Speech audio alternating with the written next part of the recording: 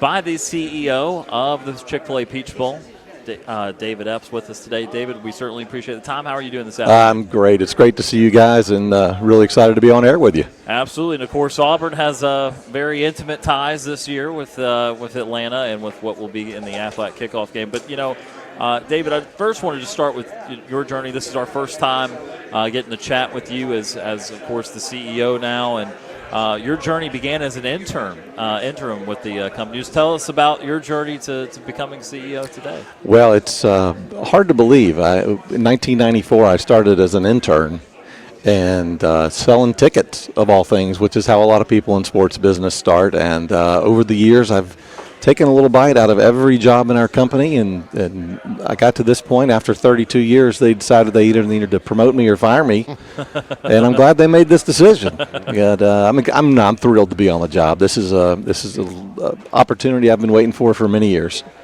And so, David, obviously, there's so many issues when it comes to these type of games now, and Auburn obviously participating in the Aflac Kickoff Game against Baylor. Originally a home game, but Auburn taking this to the neutral site in Atlanta. What were those conversations like? I know that obviously the beginning of the contract was the home and home, but Auburn's had good relationships with Atlanta and with the Peach Bowl, with Aflac, and that sort of thing. So talk me through just how this came to be. Yeah, it was an interesting confluence of organizations in search of solutions.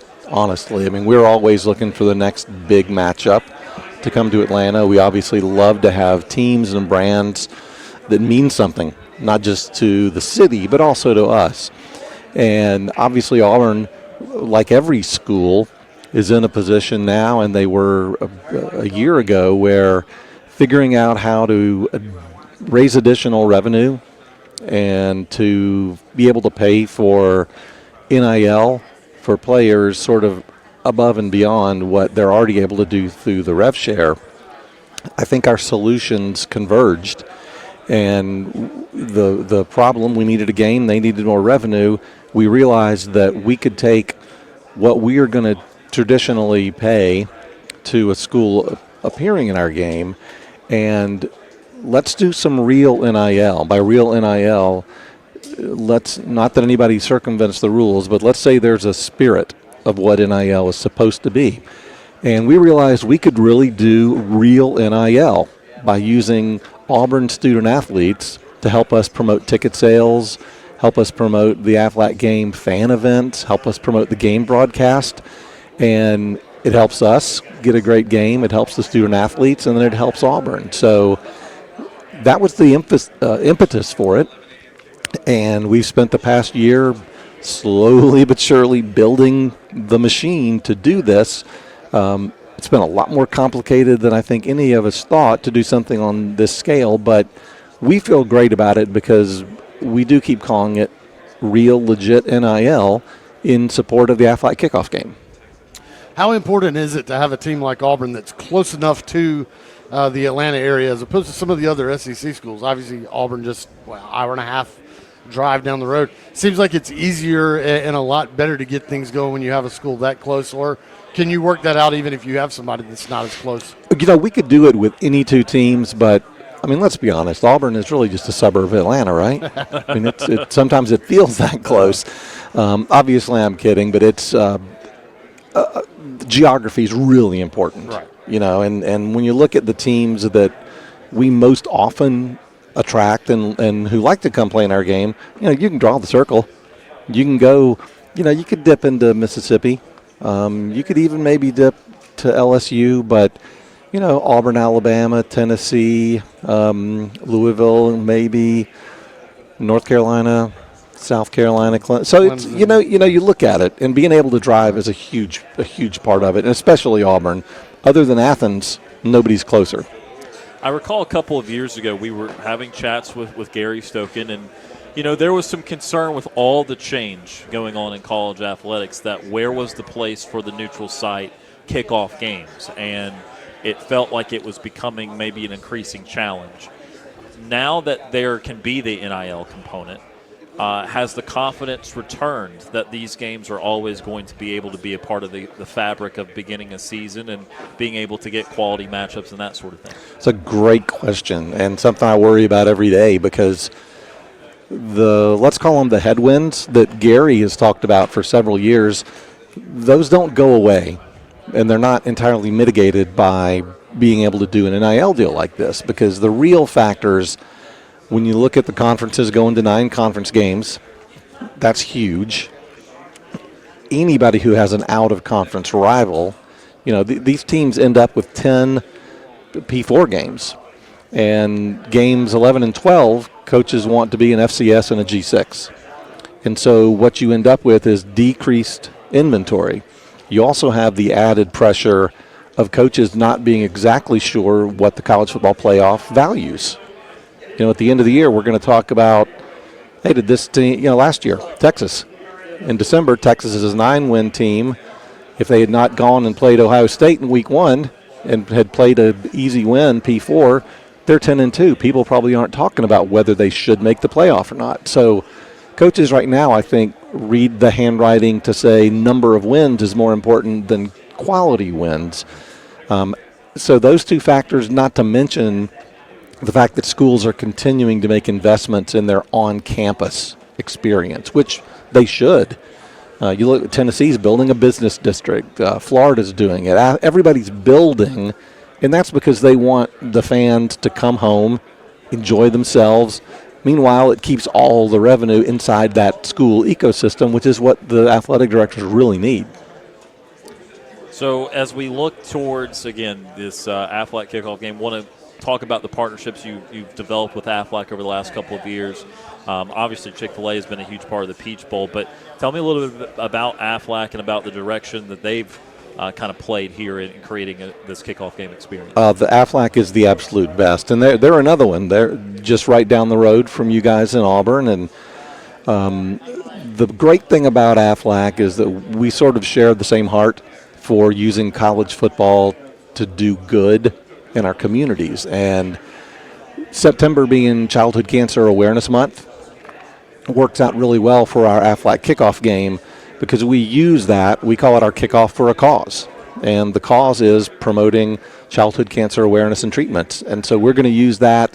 We'll even utilize some of the player NIL activities to promote the kickoff for a cause just because we want to elevate awareness of that. And it does make it unique. A lot of people talk about college football and NIL and transfer portal and forget that there can be some really great stories coming out of this game that we love. And we try to make sure we don't forget that. And, if we do really well, then we can do good. Talking to David Epps today, the CEO of the Peach Bowl. So, again, you have the Peach Bowl element at the end of the season. Obviously, it was important to make it a part of the playoff. And, we talked to Rich Clark just an hour or two ago, and he certainly has talked about what expansion looks like and that sort of thing. But it seems like these bowls still have very important places in the playoff. What does it mean to you to continue to be a part of the playoff and just one of the most storied bowl games that there is continuing to have its place in the postseason at a time where other bowl games not entirely waning in importance, but some market it that way?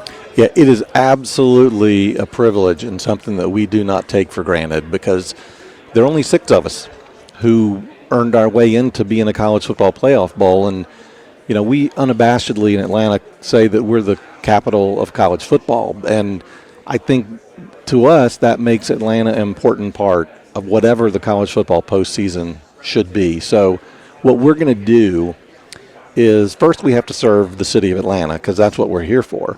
But our real jobs are to serve the CFP and the conference commissioners, the coaches, the athletic directors, the fans, and the media.